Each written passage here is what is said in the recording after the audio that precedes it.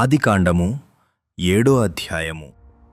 యెహోవా, ఈ తరము వారిలో నీవే నా ఎదుట నీతిమంతుడవయ్యుండుట చూచితిని గనుక నీవును నీ ఇంటివారును ఓడలో ప్రవేశించుడి. పవిత్ర జంతువులలో ప్రతి జాతి పోతులు 7 పెంటులు 7, పవిత్రములు కాని జంతువులలో ప్రతి జాతి పోతును పెంటియు 2, ఆకాశ పక్షులలో ప్రతి జాతి మగవి 7, ఆడువి 7. నీవు భూమి అంతటి మీద సంతతిని జీవముతో కాపాడునట్లు నీ యొద్ద ఉంచుకొనుము. ఎందుకనగా ఇంకను 7 దినములకు నేను 40 పగళ్ళును 40 రాత్రులును భూమి మీద వర్షము కురిపించి నేను చేసిన సమస్త జీవరాశులను భూమి మీద ఉండకుండా తుడిచివేయుదును అని నోవహుతో చెప్పెను. తనకు యెహోవా ఆజ్ఞాపించిన ప్రకారము నోవహు యావత్తు చేసెను. ఆ జలప్రవాహము భూమి మీదికి వచ్చినప్పుడు నోవహు 600 ఏండ్లవాడు. అప్పుడు నోవహును అతనితో కూడా అతని కుమారులను అతని భార్యయు అతని కోడండ్రును ఆ ప్రవాహ జలమునను తప్పించుకొనుటకై ఆ ఓడలో ప్రవేశించిరి. దేవుడు నోవహునకు ఆజ్ఞాపించిన ప్రకారము పవిత్ర జంతువులలోనూ అపవిత్ర జంతువులలోనూ పక్షులలోనూ నేలను ప్రాకువాటన్నిటిలోనూ మగది ఆడుది జతజతలుగా ఓడలోనున్న నోవహు నొద్దకు చేరెను. 7 దినములైన తరువాత ఆ ప్రవాహ జలములు భూమి మీదికి వచ్చెను. నోవహు వయసు యొక్క 600 సంవత్సరము 2వ నెల 17వ దినమున మహాగాధజలముల ఊటలన్నీయు ఆ దినమందే విడబడెను. ఆకాశపు తూములు విప్పబడెను.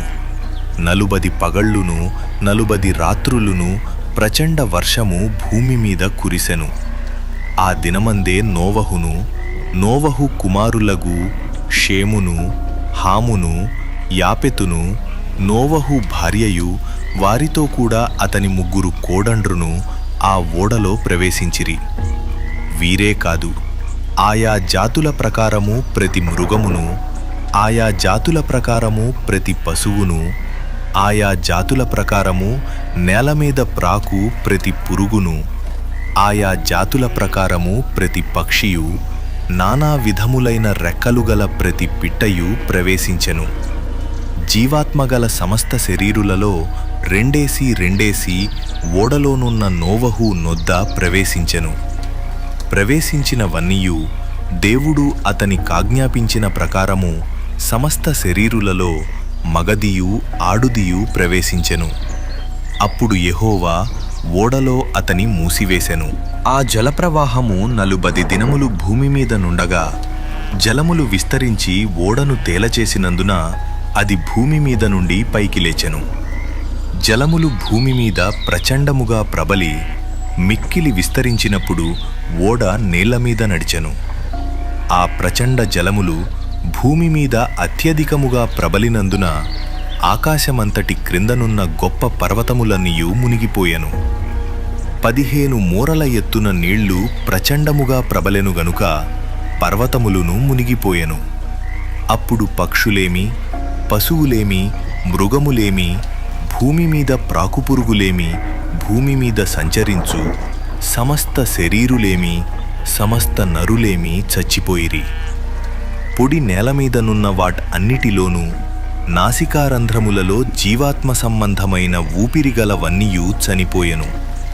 నరులతో కూడా పశువులును పురుగులును ఆకాశపక్షులును నేల మీదనున్న జీవరాశులన్నీయు తుడిచివేయబడను. అవి భూమి మీద నుండకుండా తుడిచివేయబడను. నోవహును అతనితో కూడా ఆ ఓడలోనున్నవియు మాత్రము మిగిలియుండెను. 180 దినముల వరకు నీళ్లు భూమి మీద ప్రచండముగా ప్రబలెను.